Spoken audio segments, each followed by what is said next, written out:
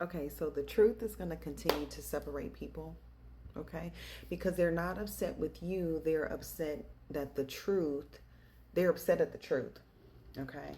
And the truth is always going to continue to separate people. So I'm seeing people that are talking about how they have ended friendships because they have, their friends have said something negative about Charlie Kirk, and they've, ended 60-year friendships, 20-year friendships. I've seen one lady that said 60 years, and so she was like, I had to end that friendship because of what this person said. And what we can do is we can try to educate them and say, hey, you shouldn't say these types of things because, here's the proof. We can show them the proof. But if they refuse to believe it, they are denying the truth. And people that deny the truth are very dangerous people.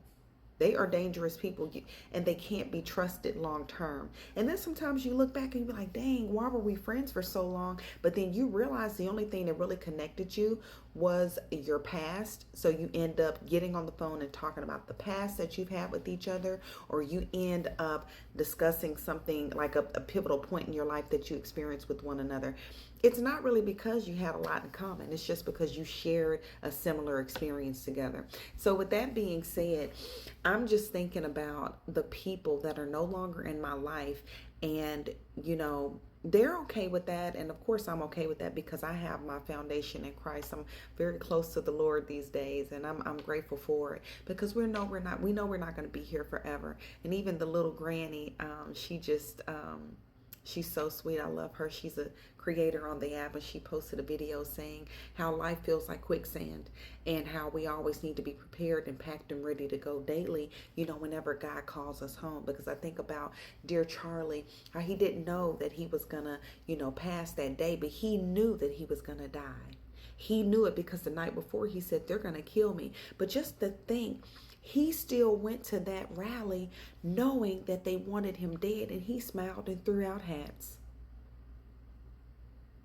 He was so dedicated to what God had called him to do. He went ahead and took pictures with people, threw out hats. Can you imagine the weight of the world on his heart as he threw those hats out, knowing that he received a death threat and he knew that he was going to die?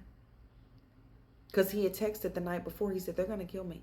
They're going to kill me. And he still went and smiled and took pictures with the people. That right there is a heart that's anchored in Christ. You are anchored, and that's how we're supposed to walk around. So it doesn't matter who you lose in your life right now, because you're the only one that's going to have to stand before the Lord on that great and final day.